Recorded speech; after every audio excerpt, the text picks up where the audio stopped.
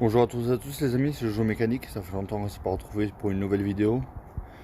Je vous expliquerai tout à l'heure pourquoi ça fait si longtemps qu'on ne s'est pas retrouvé pour une nouvelle vidéo. Il y a la préparation du moteur que j'ai démonté sur la grise, qu'on va refaire à neuf tous ensemble. Il y a d'autres préparations aussi, plein de préparations qui arrivent. Et je vais pas tarder aussi à déménager, donc il y a beaucoup de choses qui me prennent la tête. Et beaucoup de choses que j'essaie de mettre en place aussi pour vous. Donc voilà, donc aujourd'hui on se retrouve sur la 307 bleue et on va faire les freins arrière et je vous montre comment on fait. La suite après le générique.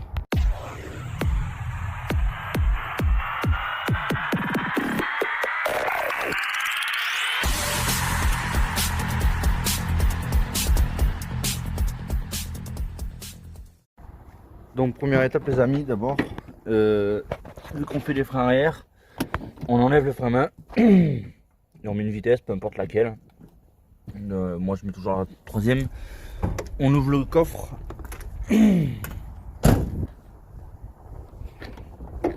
capot. Et on ouvre le circuit de frein. Alors pourquoi on ouvre le circuit de frein? Parce que je vais repousser les pistons en arrière. D'ailleurs ça risque de déborder. Faut que je mette du chiffon en dessous. Donc voilà, on va faire les freins arrière. D'abord je vais mettre un morceau de chiffon dessous et après on s'attaque à ça. Bon alors voilà les amis, vous savez démonter une roue, vous n'êtes pas bêtes. Donc je vais commander des disques de frein de la marque Brembo, c'est marqué ici. Voilà, c'est juste pour que ce soit plus efficace. Je ne demande pas à avoir un freinage de haute performance avec les plaquettes en même temps Brembo. Donc ça coûte cher certes, mais ça dure beaucoup plus longtemps. Donc j'en ai pour à peu près 70 € pour les freins arrière. Donc on va démonter ça. Et si vous voulez faire vos freins arrière, il vous faut absolument ce kit là. Pour l'avant vous n'êtes pas obligé, mais pour l'arrière vous êtes un peu obligé d'avoir ce kit là. Parce qu'à l'arrière, les étriers sont pas pareils qu'à l'avant. Je vais vous expliquer. Voilà. C'est un kit repousse-piston pour les freins. Donc pour l'avant, c'est juste des pistons qui poussent. Donc après, vous pouvez les repousser avec une pince multiprisme à l'arrière. Les pistons, ils poussent et en même temps, ils tournent. Donc pour les remettre à leur place, il faut les tourner dans l'autre sens et les pousser. Donc pour les tourner, il vous faut absolument ce kit-là. Allez, on s'attaque de suite. Je vais vous expliquer comment on fait les freins. J'ai un ami avec moi qui va me filmer, comme ça au moins vous pourrez tout voir le démontage et le remontage en entier. Je vous filme qu'un seul côté parce que l'autre côté c'est exactement pareil. Donc après il suffit juste de suivre la procédure pour l'autre côté. C'est parti. Donc tout d'abord on va commencer par enlever l'étrier de frein. Donc cliquez clé 13. Et on va dévisser les étriers de frein. Merde, on est parti de l'autre côté. Donc là en même temps j'ai le boulon ici qui tourne. Ça s'appelle les coulisseaux. C'est pour que votre étrier puisse permettre de bouger comme ça, parce que quand il freine il bouge forcément comme ça. Donc je vais prendre une clé plate. Logiquement c'est censé être du 13. Logiquement. Et non, c'est plus gros.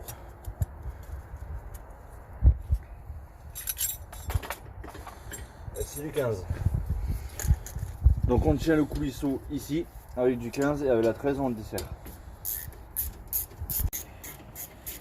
Donc on le dévisse.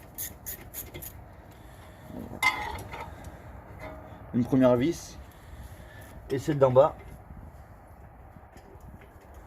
Même étape, même principe.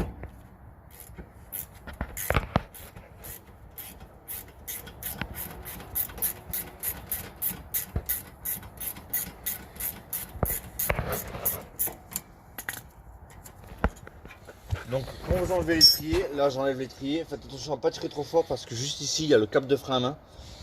Juste ici là, c'est le cap de frein à main. Donc ne pas tirer trop fort. Donc voilà, là l'étrier il est sorti. Je vais le laisser comme ça. Alors voilà pourquoi je voulais faire mes disques et plaquettes. Regardez l'état des disques. Donc voilà l'état des disques qui sont pas très épais. Comparé aux neufs qui sont là. Je vais vous en enlever une. Vous allez voir la différence d'épaisseur. Voilà, donc celle-là elle est pas très épais et celle-là c'est une neuve qui est plutôt très épaisse. Donc voilà, et en plus ça commençait un petit peu à me manger le ressort. Hein. Donc voilà pourquoi je fais mes freins. Donc déjà je vérifie les plaquettes, c'était de la marque Delphi. Donc je vérifie que c'est les mêmes. Ça a l'air d'être les mêmes. Il y a les mêmes oreilles au même endroit. Le ressort est placé au même endroit. C'est juste que c'est neuf, c'est tout. Donc pour les plaquettes c'est bon. Maintenant on va sortir le disque. Alors pour sortir le disque, là c'est un peu plus compliqué parce que là vous avez une Torx étoile, une vis Torx ici. Donc je prends mon jeu clé Torx. C'est censé être du 30, du T30. J'ai bien dit c'est censé. C'est du T30. Bon là je l'avais déjà pré-dévissé donc. Mais pour le dévisser, autrement, vous prenez une pince ici parce que vous changez le disque. Vous n'êtes pas obligé de changer de disque, mais là je suis obligé de le changer, je vous montrerai après pourquoi. Donc si vous changez de disque, vous prenez une pince ici qui sera bloquée après avec le support d'étrier et après vous pouvez dévisser tranquille. Donc maintenant que j'ai dévissé le disque, il faut que j'enlève le support d'étrier parce que le disque il sortira pas comme ça. Donc le support d'étrier, il y a deux grosses vis derrière. Donc je vais vous les montrer si vous arrivez à voir. Je vais prendre ma lampe pour vous montrer ça. Voilà, les deux grosses vis ici, il y en a une ici et une en dessous. Donc c'est du Torx T40 il me semble. Donc là, pour enlever les vis, vous n'allez pas voir grand chose. Je vais les enlever et je vais vous les montrer. Si je ne me trompe pas, c'est du T40. Non, je me suis trompé alors. Voilà, c'est du T50.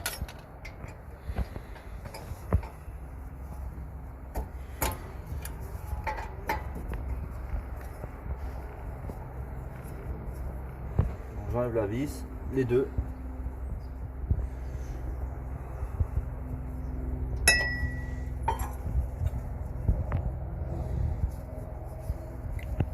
Bon, si à la fin elle est dure, la vis c'est normal, c'est du frein filé avec dessus. Donc c'est chiant. Là ça va, derrière tu as assez d'espace pour travailler. Ça va. Il y a quand même assez d'espace comparé à certaines voitures qui n'ont pas beaucoup d'espace à l'arrière. Ou même à l'avant. À l'avant il y a des moments ça peut être pire et on ne peut pas avoir du tout d'espace. À part si tu braques la roue. Si tu tournes la roue avec le volant, là tu peux peut-être avoir de l'espace. Oui. Mais il y a certaines voitures où il n'y a pas beaucoup d'espace à l'arrière. C'est notamment chiant. Alors faites attention parce que sur vos voitures vous n'avez pas tous des disques de frein à l'arrière. Il y en a qui ont des tambours à l'arrière. Bon, pas spécialement sur Peugeot parce que sur Peugeot pour l'instant j'en vois plus. Même les 206 de toute façon ils ont un disque à l'arrière. Mais ceux qui sont restés à tambour notamment c'est les Renault. Donc sur les Renault Modus, Clio 3, Clio 4, Clio 5 et d'autres encore qui sont restés en tambour à l'arrière. Donc les tambours c'est encore plus chiant à changer parce que c'est des mâchoires qui vont pousser contre le tambour pour freiner. Avec le ressort. Donc si votre disque de frein comme moi il ne veut pas sortir, c'est la voiture qui bouge. Un coup de marteau, on va taper autour. Et voilà. Alors pourquoi il s'est bloqué? Parce qu'avec la poussière de frein, quand vous freinez, ça fait beaucoup de poussière de frein. Et donc après ça se met entre les deux là. Donc vous voyez ici c'est tout crado, tout dégueulasse. Donc, je vais passer un coup de papier à poncer. Donc pour changer un disque, le meilleur moyen de le savoir, c'est quand vous touchez ici là. Ici quand vous sentez la bordure qu'elle est affreusement haute, plus haute que le disque, c'est que là il faut le changer. En plus si vous le voyez, il est extrêmement rayé. Bon, par maîtresse de main dégueulasse. Tu peux le comparer avec un neuf. Ouais, je vais le comparer avec un neuf. Donc voici un disque neuf, donc lui qui est tout plat. Donc déjà pour comparer, on va les mettre. On regarde bien la bordure. Ouais, la bordure c'est les mêmes de toute façon, ça reste les mêmes la bordure. Ça bouge pas ça. Donc ici on les met debout côte à côte. Donc on voit qu'ici c'est les mêmes. Après je les compare moi comme ça pour voir l'épaisseur. Donc l'épaisseur ça a l'air d'être la même aussi. Et après je les compare comme ça. Pour le diamètre. Voilà, donc comme ça c'est les mêmes aussi. Et après juste avant, pour bien voir, je les mets ici. Donc là ici vous avez les trous des vis pour tenir le disque.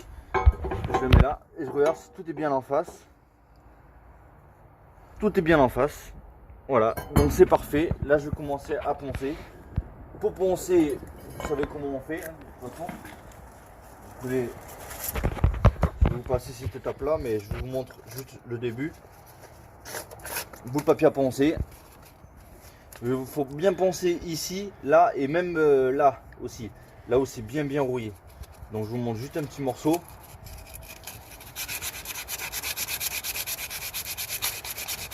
Obligé à la main ou on peut le faire avec une machine? Oh, je peux le faire à la machine aussi, mais moi je préfère le faire à la main. Donc déjà on voit déjà bien la différence. Voilà. Donc là on va couper la vidéo, je vous passe cette étape là, vous faites ça comme ça tout le tour. Même ici aussi et ici aussi. Donc voilà, une fois que c'est bien poncé, comme on a pu, hein, de toute façon ici il n'y a pas besoin, j'ai remarqué parce que le disque il vient se poser là. Ce qu'on va faire c'est mettre de la graisse un peu ici. Alors pourquoi on met de la graisse? Il y en a plein, je vais entendre plein de critiques, j'en suis sûr. Ouais, pourquoi tu mets de la graisse, patati patata? Je vous explique pourquoi. La graisse en fait, elle ralentit la rouille. Donc la rouille se dépose beaucoup moins. Déjà ça bouffe beaucoup moins vos moyeux. Et au moins un jour ou l'autre, quand vous voulez sortir votre disque, il se collera beaucoup moins que là à l'heure actuelle. Bon là je l'avais déjà pré-sorti, mais si vous n'arrivez pas à le sortir, avec un marteau vous tapez derrière comme ça assez fort et logiquement il sort. Pour pas que ça tombe par terre et pour pas que vous l'envoyiez sur la voiture du voisin, vous remettez un écrou ici quand il y a le disque, bien évidemment. Et là quand vous tapez, après le disque il sera soutenu par lui, il va se décoller, mais il sera soutenu par le boulon de jante. Donc voilà, donc je vais mettre un petit peu de graisse. Je vais vous montrer un peu comment on fait. Je vais mettre sur le disque de la graisse. Oh, si t'en mets un petit peu sur le disque, c'est pas très grave. Faut juste ne pas en mettre là où il y a le frottement en fait. Sinon tu freines plus, sinon ça freine plus. Si, ça freine, mais très peu quoi. Donc je prends un bon paquet de graisse. Voilà, juste un filet, hein. Ça sert à rien d'y aller comme un melon, mettre un gros paquet comme ça, parce que là ça vous servira strictement à rien. Ça fera plus dégueulasse qu'autre chose. Donc même si ça part un petit peu dans le filetage, c'est pas grave, bien au contraire, en même temps ça va graisser le filetage. Ça lui fera pas de mal, il y a beaucoup moins de rouille qui ira sur le filetage.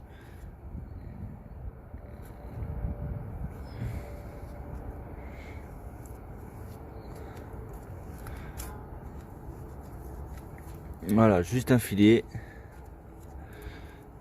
Comme ça c'est très bien. Voilà, je m'essuie le doigt et on reprend. Donc là, on se munit d'un tout petit tournevis, histoire d'enlever le surplus qu'il y a dans les trous. Juste histoire d'enlever un petit peu de surplus, hein. Vous n'êtes pas obligé de tout enlever non plus. Je suis avec le chiffon. C'est pas obligatoire de graisser, mais c'est pas Oh, c'est pas obligatoire de graisser, hein. C'est pas obligatoire, hein. Si vous n'avez pas de graisse, le faites pas, c'est pas grave. Mais juste la prochaine fois quand vous allez changer vos freins, vous risquez de vous faire chier. Bref. Allez, c'est parti pour repousser le piston. Parce qu'avant de remonter le reste, il faut d'abord repousser le piston. Je vais vous expliquer ça. On y va. Donc là, maintenant, on va choisir celui qui nous convient le mieux pour mon étrier de frein. Donc le 6 serait peut-être pas trop mal, le 6. Parce que regardez, l'étrier de frein, il a des petites encoches ici. Exprès pour qu'on le tourne. Donc je vais le mettre dedans et voir si ça lui convient. Ça lui convient parfaitement. Donc maintenant je mets ça c'est ce qui va servir. Il va se plaquer en fait à la place de la plaquette pour qu'on puisse repousser l'étrier normalement. Donc c'est aimanté de toute façon, donc je le mets dessus.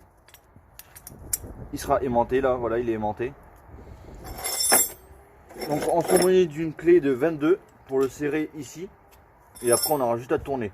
Alors il existe aussi un système entièrement qui fonctionne entièrement à l'air comprimé. Donc il reste tout le temps en pression. Donc il n'y a pas besoin de mettre la clé ici. Mais par contre il faut tourner. Et il est beaucoup plus dur. Mais j'aime pas trop ce système là. Moi je préfère le système manuel. Comme ça au moins c'est beaucoup plus pratique. Ah, par contre. Et sans cette pièce, c'est impossible à pousser le piston. Piston tournant, non, impossible. Tu pourras jamais repousser un piston tournant si tu n'as pas cette pièce là. Combien elle coûte à peu près dans le marché cette pièce? Sur Amazon, tu peux la trouver pour à peu près une trentaine d'euros. C'est celui-là. Faut prendre l'autre parce que celui-là, c'est pas celui-là. Parce qu'il y a un système qui visse et un système qui dévisse. Voilà, chaque filetage a son système. En fonction du filetage. Ouais, chaque filetage. Donc là, je vais visser pour repousser le piston. Parce qu'il y en a d'autres où il faut dévisser pour repousser le piston. Donc c'est un peu chiant. Donc chaque système a son truc. C'est un peu chiant, un peu à les mettre. Donc là, voilà, je tourne un peu celui-là, là, histoire qu'il se mette en pression dessus. Voilà. Après, je le serre. Là, une fois qu'il est serré, je tiens ma clé. Et après, j'ai juste à tourner. J'ai un peu trop serré. J'arrive pas à tourner.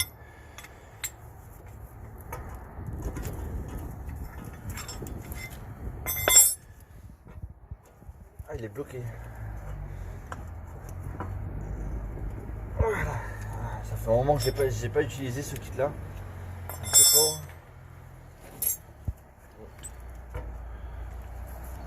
Je crois qu'il faut que je me prenne une petite rallonge parce que c'est un peu dur là.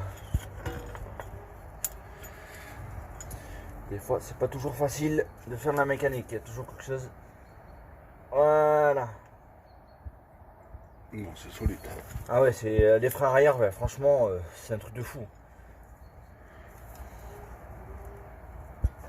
Donc faire gaffe aussi au caoutchouc. Parce que si ça vous le percez, après vous aurez plus qu'à changer votre étui de frein. Donc c'est quand même un peu chiant, il y a toujours les trucs qui sont là pour nous empêcher de repousser le piston, mais on va essayer toujours d'y arriver. Celui-là il est costaud hein, à mon avis. Je sais pas si c'est. Le piston là, celui-là il est costaud. Lui il est sacrément balèze. Hein. Je sais pas ce qu'il y a eu lui, mais. C'est lui qui freine hein, quand tu... Ouais, c'est lui qui freine. Lui il sert, en fait quand on freine, ça freine de 70% à l'avant et 20% à l'arrière. Donc quand tu appuies sur la pédale de frein, ça freine quand même aussi à l'arrière. Et pour le frein à main aussi. Et le frein à main, oui, lui le frein à main il bloque que les freins arrière. Il bloque pas le reste. Là, savoir que pour la manipulation, tu as enlevé le frein à main. Ouais. Bah oui, sinon tu peux pas démonter les étriers de frein. Donc forcément tu es obligé d'enlever le frein à main et de mettre une première. De toute façon les abonnés sont au courant, je leur ai montré.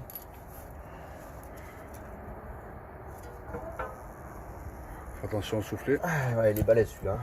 Mais fais attention au soufflet là, de ne pas l'abîmer. Ouais.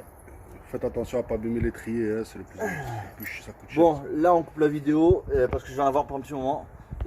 Donc voilà, ça y est les amis, j'ai repoussé le piston entièrement. J'en ai chié, mais putain, mais qu'est-ce que j'en ai chié, vous ne pouvez pas savoir à quel point j'en ai chié. Je pensais pas qu'il était aussi dur celui-là. Le piston, à mon avis, il doit être un peu vieux le pauvre. Donc ce que j'ai fait, j'avais remis le support étrier et j'avais remis l'étrier sur le support étrier. Comme ça, lui l'étrier était stable pour que je puisse faire le reste.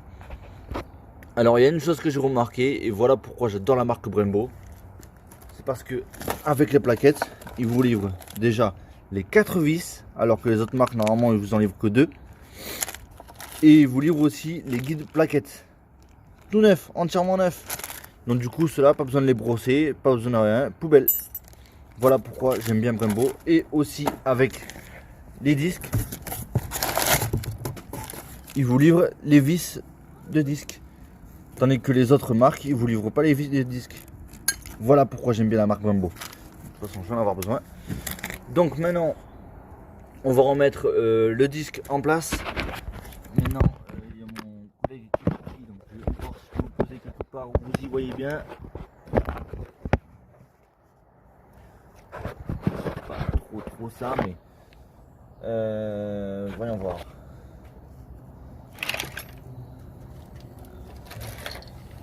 Essayez de vous bloquer là. Désolé les amis, ça bouge. Voilà, là vous serez peut-être pas trop mal.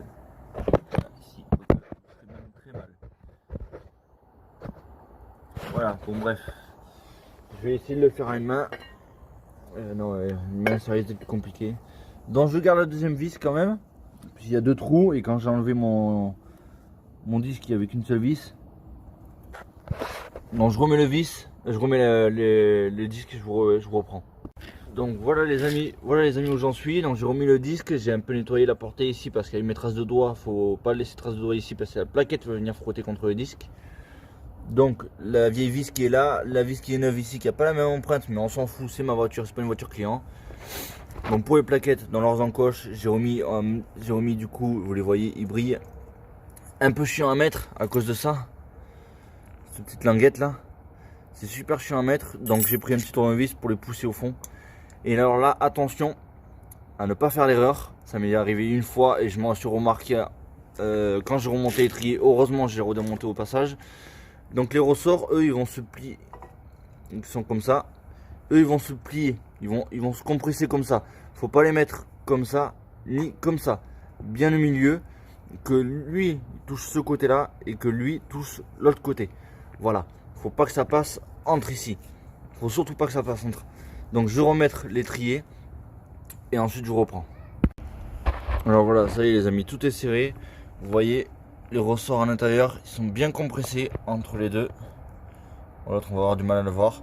Mais pareil, alors pourquoi faut les compresser, il faut les mettre comme ça? Parce que du coup la plaquette elle pousse en permanence contre ici.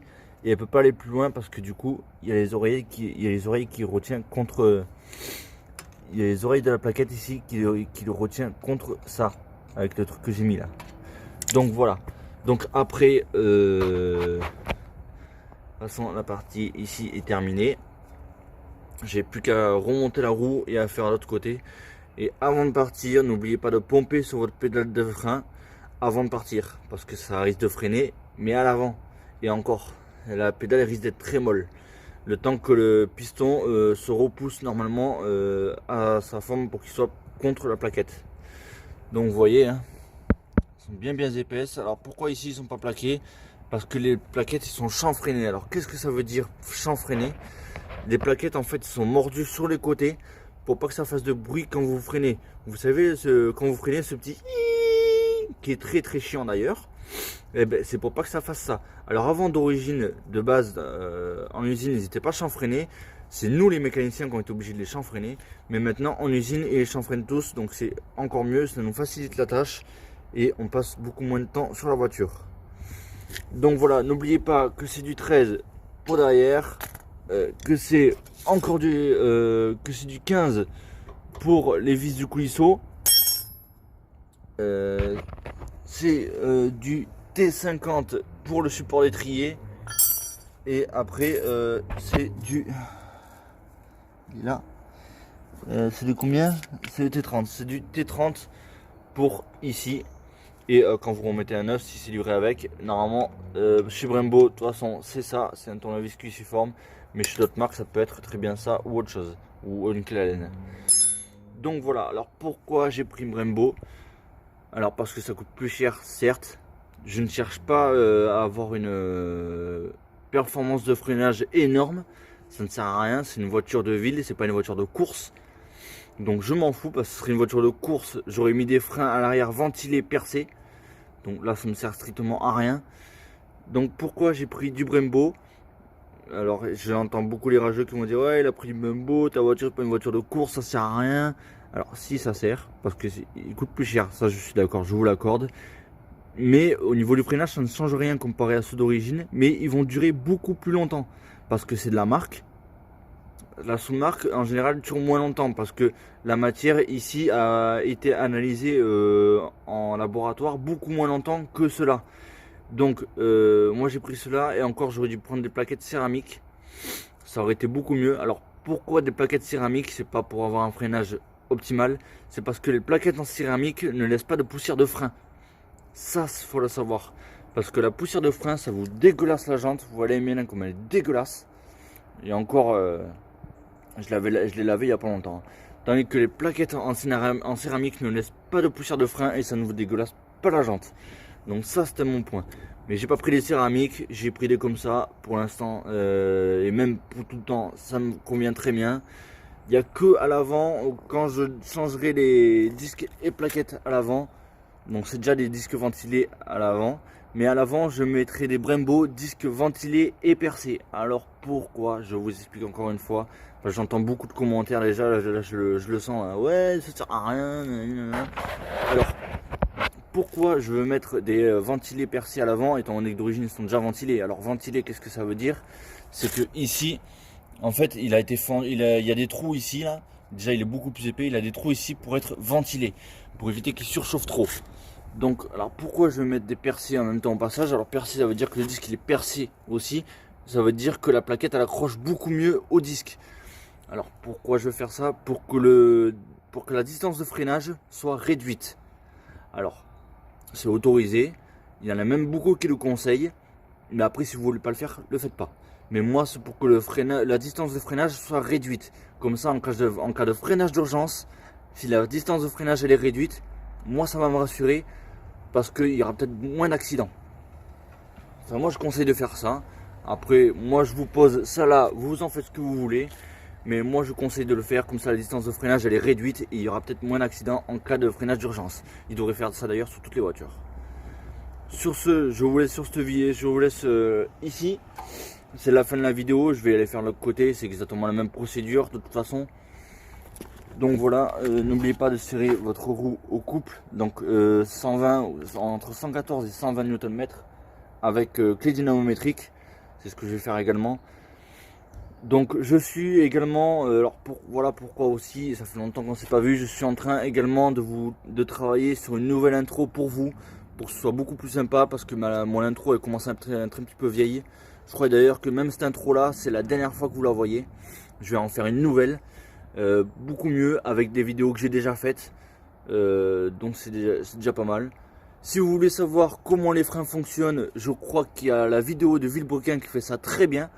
Donc je vous mets, je vais voir si je peux vous mettre le lien dans la description pour aller dans la vidéo de Villebrequin pour qu'il vous explique comment fonctionnent les freins et comment en même temps il vous explique en vitesse comment fonctionnent les systèmes ABS. Sur ce, on se retrouve pour une prochaine vidéo. La prochaine vidéo, à mon avis, ça sera quand on sera sur le moteur de la 3C grise que j'ai démonté. Et même peut-être qu'on fera un direct avant, même peut-être pour répondre à vos questions. Si vous avez des questions, n'hésitez pas à me les poser en commentaire sur cette vidéo là. Voilà, je ferai une liste et après on fera une vidéo pour répondre à vos commentaires. Donc voilà, sur ce, je vous laisse ici les amis et je vous dis à la prochaine pour une nouvelle vidéo. Ciao.